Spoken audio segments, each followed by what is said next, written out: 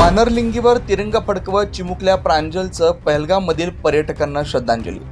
काश्मीरमधील पहलगाममध्ये 22 एप्रिल रोजी दहशतवाद्यांनी केलेल्या हल्ल्यात 26 निरपराध पर्यटकांचा मृत्यू झाला होता।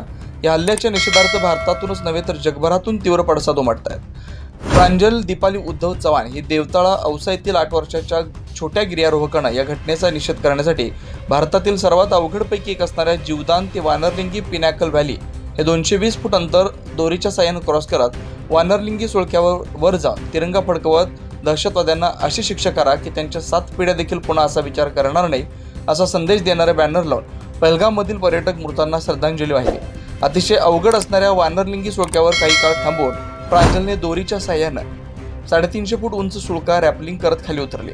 प्रांजल 4 वर्षापासून ट्रेकिंग करते। आतापर्यंत तिने कळसोबाई, हरिश्चंद्रगड, तारामती शिखर, चावंड, हडसर, शिवनेरी, नारायणगड, दौलताबाद, पन्हाळगड या गड किल्ल्यांवर ट्रेक केलेले। लोकनायक न्यूज साठी जीवन जाधव, लातूर।